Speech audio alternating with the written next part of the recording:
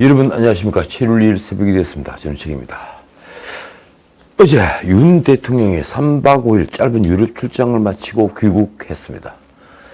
사람들은 이런 외유가 있으면 전 정권과 자주 비교를 합니다. 문재인 때는 어땠는데 뭐 이런 식입니다. 말이 나왔으니 잠깐 문재인 시대 이 대통령 내외의 외유를 한번 짚어보겠습니다. 문재인 부부는 정말 외유를 즐겼습니다. 앙코르와트, 타지마할, 루브르 박물관, 성베드로 대성당, 콜로세움, 피라미드. 이 피라미드가 한참 시끄러웠죠. 프라하성 뭉크미술관, 소냐왕비의 미술마구간, 그리그의 집, 뭐 나이를 하면 한참을 더 읽어야 합니다. 김정숙은 심지어 2018년 11월엔 대통령 휘장을 붙인 공군 1호기를 타고 혼자서, 이 대통령이 아닌데도 그 휘장을 붙인 채로 혼자서 타지마할을 보러 인도로 갔을 정도입니다. 바로 그 넉 달 지난 7월에 대통령 부부가 인도를 공식 방문했는데도 그녀가 다시 간 것은 오직 타지마할을 보기 위해서입니다. 당시 청와대 대변인 고민정은 모디 총리의 공식 초청이라고 브리핑을 했죠. 그런데 실상은 인도에서 외교부 장관을 초청한 것으로 드러났습니다. 당시 언론들은 이 퍼스트레이디 외교라는 찬사를 보냈으니 우리 한국 언론의 수준을 드러냈다고 할까요? 김정숙은 주로 유네스코 세계유산을 중심으로 전 세계 관광지를 섭렵했습니다. 거의 빼놓지 않았습니다. 어떤 여행 전문가도 경험하지 못한 지적 경험을 쌓은 것입니다. 우리 국민 세금으로 말입니다. 당시 청와대는 해당 국가의 간곡한 요청으로 관광지를 방문했다고 해명했습니다. 물론 거짓말입니다. 한 예를 들까요?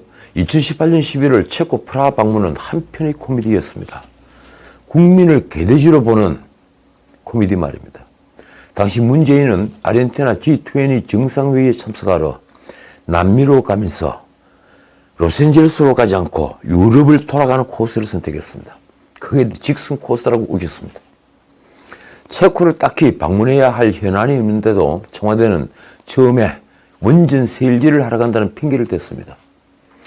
원전에 관심이 없었던 체코 정부로서는 의안이 벙벙했을 겁니다. 더욱이 문재인은 강력한 탈원전 드라이브를 걸고 있었으니 말입니다. 그런데다 체코 대통령은 이스라엘 국빈 방문으로 자리에 없었습니다. 주인이 없는 집에 간 겁니다.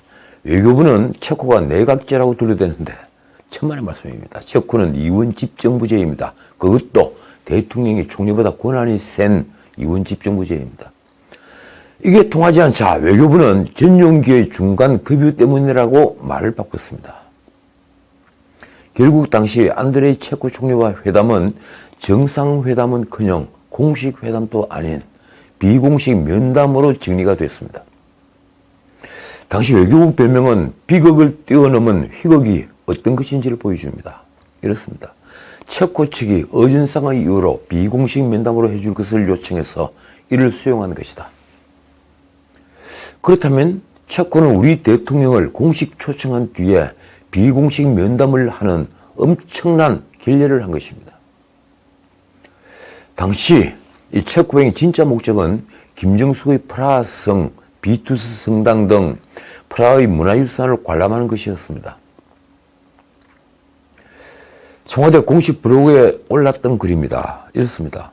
비투스 성당 황금문은 원래 일반인이 출입할 수 없게 되어 있지만 이번 문재인 대통령의 방문을 위해 체코 측에서 특별히 개방한 것입니다.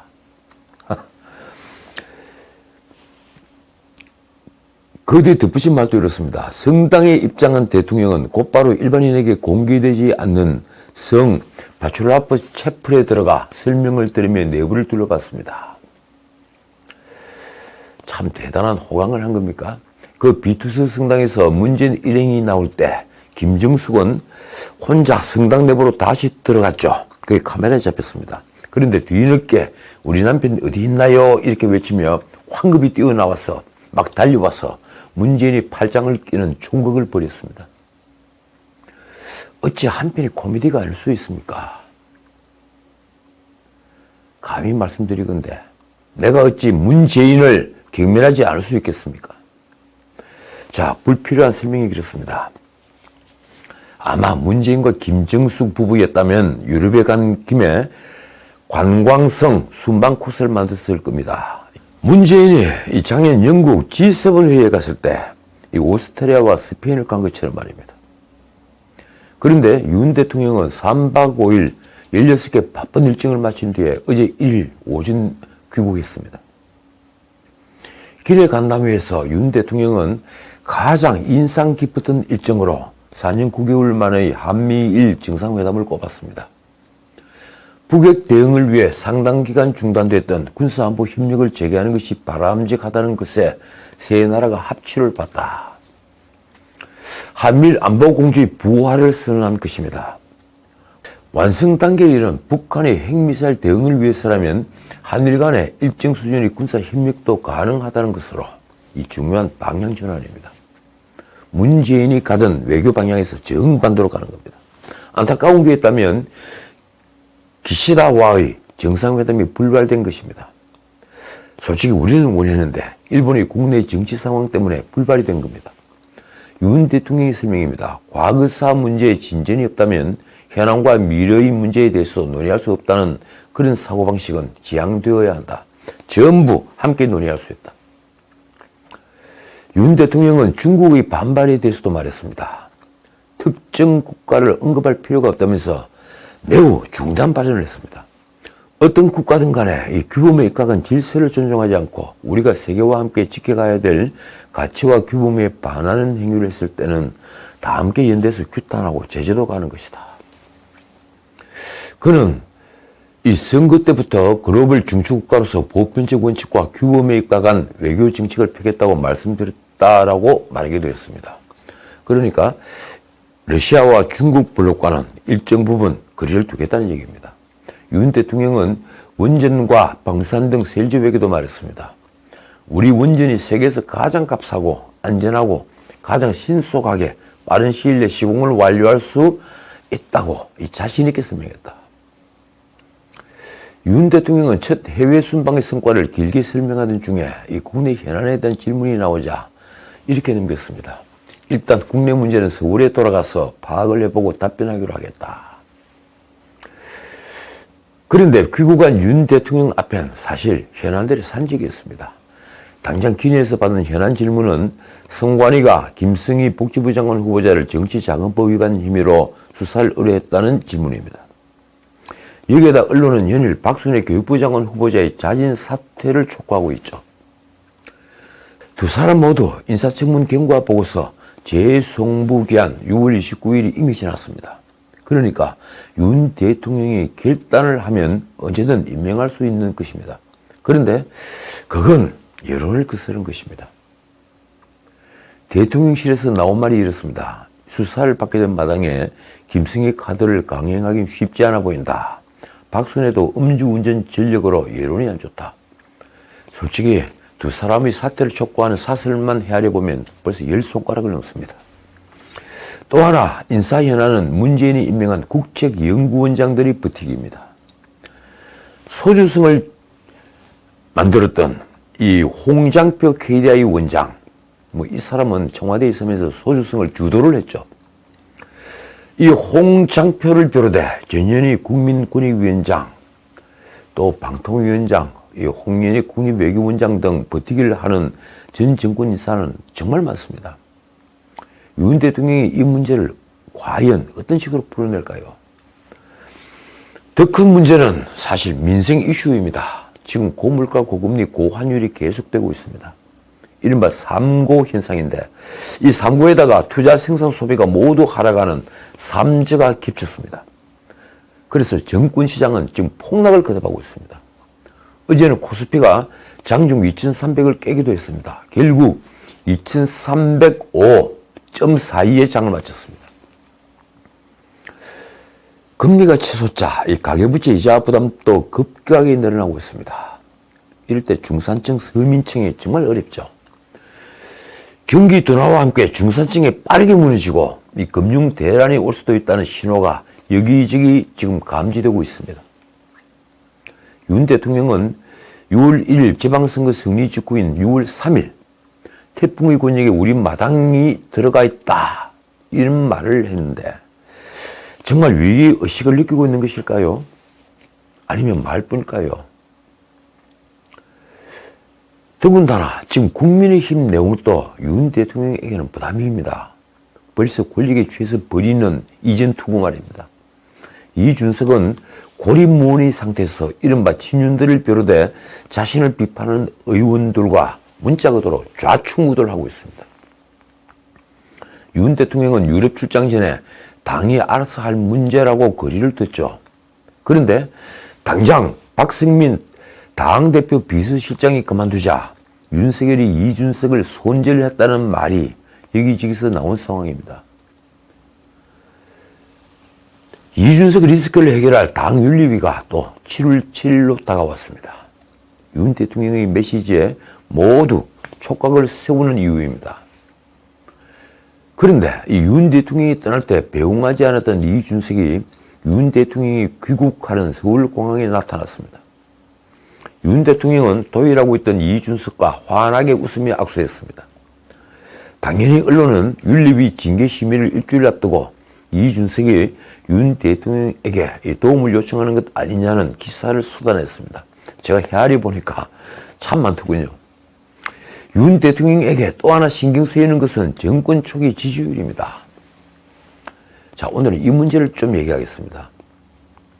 사실 윤석열 취임 초기 지지율은 역대 어느 정부보다도 낮았습니다. 컨벤션 효과를 거의 보지 못했다고 할까요? 국민이 그에게 거는 기대는 아주 크지만 치열했던 대선으로 이 국가는 두 쪽으로 분열했습니다. 진영과 진영의 싸움입니다. 더욱이 윤석열은 보수 우파의 광범위한 지지를 받는 당선자가 아니었습니다. 그는 문재인 정권 때 적폐청산이라는 명분 아래 보수를 괴멸시킨 검찰의 지휘자였습니다.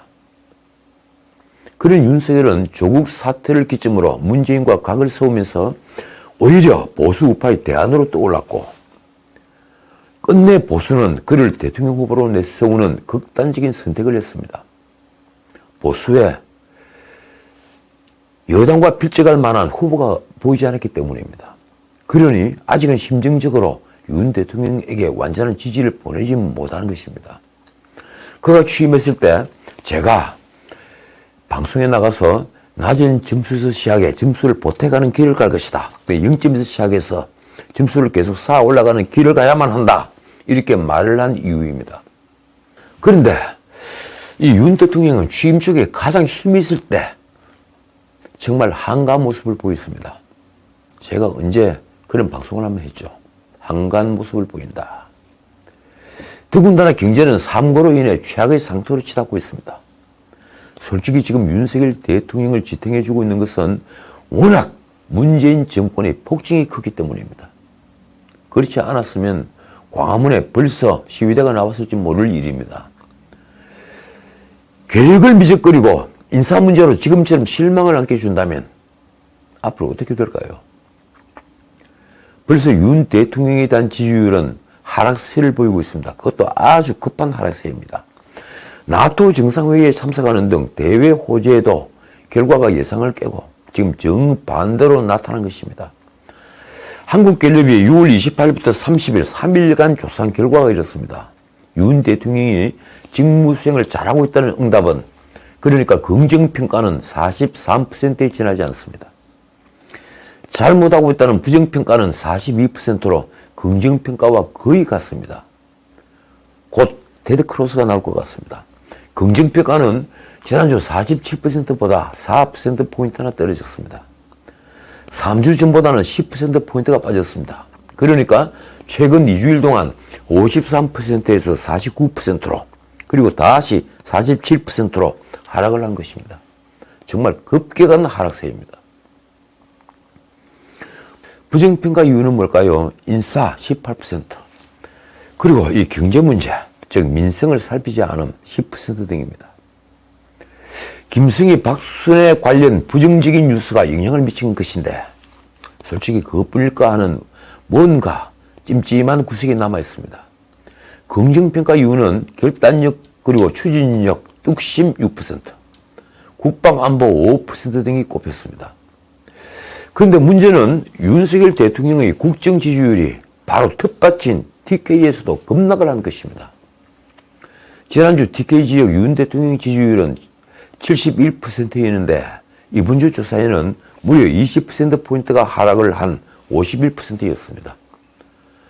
자영업자의 지지율도 지난주 61%에서 15%포인트나 떨어진 46%를 기록했습니다. 윤 대통령 국정 지지율이 대선 득표율 47.8%보다 낮아진 것은 솔직히 가볍게 볼 일이 아닙니다. 이게 심각한 문제입니다. 저는 윤 대통령 지지율 하락은 최근 경제 상황과 아주 밀접한 연관이 있다고 생각합니다. 아마도 최근 주식시장 폭락이 인사 문제보다 더 큰 영향을 미쳤을 것입니다. 사실 주식시장과 대통령의 지지도에 관한 연구 논문도 꽤 있죠. 그걸 보면 알 수 있는 일입니다. 그렇다면 윤석열 정부의 고민은 지금 깊어질 수밖에 없습니다. 당장 삼고 현상은 우리 내부 요인보다는 외부 요인이 훨씬 더 크기 때문입니다. 게다가 내부 요인도 문재인 정권의 실정이 원인인 게 대부분입니다. 아직은 말입니다. 이 판에 이 국민의힘 내용이 엎친 데 덮친 격으로 하락세 부처질을 하고 있는 것입니다. 당장 국민의힘도 지방선거 승리 한 달 만에 정당 지지도에서 민주당에 추월당했습니다. 놀라운 일입니다. 7월 1일 미디어 토마토가 6월 28일부터 29일 이틀간 실시한 정당 지지도 조사 결과가 이렇습니다. 민주당 44.5%, 국민의힘 41.9%, 정의당 2.7%. 민주당은 지난주 대비 40.2%에서 44.5%로 4.3%포인트가 상승을 했고, 국민의힘은 45.4%에서 41.9%로 3.5%포인트가 하락했습니다. 이준석에 대한 당내 갈등이 원인일까요? 민주당도 전당대회를 앞두고 지금 개파 싸움이 한창이죠. 그런데도 이 국민의 시선은 국민의힘에 훨씬 더 따갑습니다. 국민의힘 사선 중진 최고령자라고 하더군요. 홍문표 의원이 라디오에서 한 말이 이렇습니다. 우리 당내 패거리 개파가 생겼기 때문이다. 일하고 공약 실천을 위해 머리를 짜야 할 시간에 벌써 우리 당은 패거리가 돼서 서로 우왕좌왕하고 있다. 그는 2달 동안인데 이런 모습이라면 5년 가겠나라고 하는 분까지 있다라고도 했습니다. 저 같은 사람이 그런 말을 합니다. 그런데 이 조사에서 이준석에 대한 징계에 찬성한다는 응답이 무려 53.8%였습니다. 경찰 수사를 보고 결정해야 한다는 응답은 25.5%, 이 대표의 징계에 반대한다는 응답은 불과 17.7%에 지나지 않았습니다. 이준석 문제 심평 변호사가 한마디 했더군요. 페이스북에 쓴 글입니다. 이준석은 끊임없이 싸움을 걸어 그 싸움 속에서 자신의 정체성을 찾고 지위의 업그레이드를 꾀한다. 하지만 이도 멀지 않았다. 이런 짓 하는 것도 멀지 않았다. 이 성상납과 증거인멸의 힘에는 토론의 싸움에서처럼 쉽게 벗어나지 못할 것이라는 말을 덧붙였습니다. 심평 변호사는 윤석열 정부의 지지율 하락에 대해서는 향후 전망을 낙관한다라고 말했습니다. 그는 지지율이 하락한 이유를 설명하면서 이 문재인이 시중 일관한 갈라치기 전법의 결과는 지금도 여전히 큰 힘을 발휘한다고 했습니다. 그러니까 편가르기를 해놓은 그 영향이 아직도 미친다는 겁니다. 그는 시간은 윤 대통령의 편이라고도 말했습니다. 이렇습니다. 꾸준히 윤 대통령의 탈권위의 신선한 모습을 보여주고 뛰어난 대중 정치인으로서의 역량을 발휘하면 국민은 시간이 지남에 따라 차츰 그의 주위에 설 것이다. 제가 아까 말씀드린 대로 0점에서 시작해 점수를 계속 쌓아 올라간다. 그러면 성공한 대통령이 될 것이다. 이런 얘기입니다. 그런데 지금 그 심평 변호사가 지적한 문제의 김종인, 이 심평 변호사가 페이스북에 김종인을 지적했더군요. 그 문제의 김종인은 생각이 완전히 다릅니다. 아직도 국민의힘을 기웃거리고 있는 김종인은 30일 윤 대통령 지지도 하락을 두고 라디오에서 이렇게 말했습니다. 출범한 지가 한 달 20일 정도밖에 안 되는데 이런 사태가 났다는 것은 보통 심각한 상황이 아니다. 그 말도 맞는 말이죠. 그가 지적한 것은 사실 우리 모두가 걱정했던 부분입니다. 정부가 세월 수립하면 인수위 시절에 이미 지금 우리나라가 어떤 상황에 직면했다는 것을 정확하게 진단하고 거기에 맞는 대책들을 초기에 내놓을 수 있는 준비를 했어야 했다. 저도 한번 이 문제를 지적을 했죠. 김종인은 윤 정부의 사람들이 한국이 당면하고 있는 상황에 대한 진단을 정확하게 하고 있느냐 하는 것이 보이지 않는다고 했습니다. 그가 한 말이 이렇습니다. 그러니까 정확한 대책이 나올 수 없고 정확한 대책이 나오지 않으니까 국민이 미래에 대해서 굉장하게 불안하게 생각할 수밖에 없는 상황이다. 김종인이 추경호 장관에게도 시비를 걸었더군요. 그는 추경호 장관이 대기업에 과도한 임금 인상 자제를 요청한 것에 대해서도 한마디 하는 걸 잊지 않았습니다. 자유주의 시장 경제라는 건 상식적인 얘기인데 그걸 갖다가 앞세운다는 것이 정책하는 사람들로서 뭔가 잘못된 사람이다. 그런데 그가 이런 말을 했다는 게 놀라울 뿐입니다.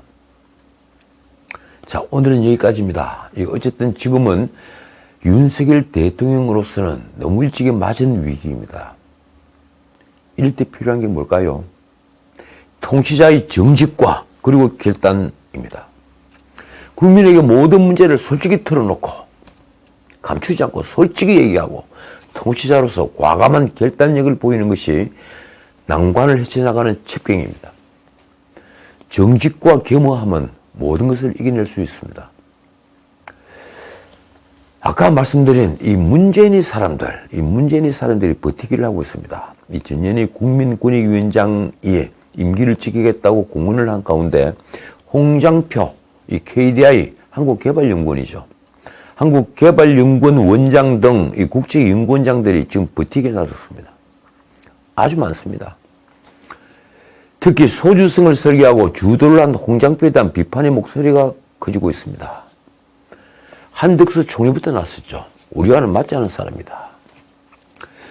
국민의힘이 한 이 전수조사에 의하면 문재인 정부 공공기관 알바계 인사는 무려 59명에 달합니다. 이 가운데 2024년까지 임기인 인사가 28명, 그리고 2025년까지 임기인 이들도 14명입니다. 윤석열 정부로서는 적과의 동침을 하는 셈입니다. 저 같으면 자존심 때문에서라도 당장 그만둘 텐데 참 말 수 없는 게 사람의 심사입니다. 왜 뜻이 맞지 않은 정부 아래서 굳이 그 자리에 앉아 있으려고 할까요? 왜 대의는 보이지 않고 소인배는 이리 많을까요? 지금까지 저는 적이었습니다.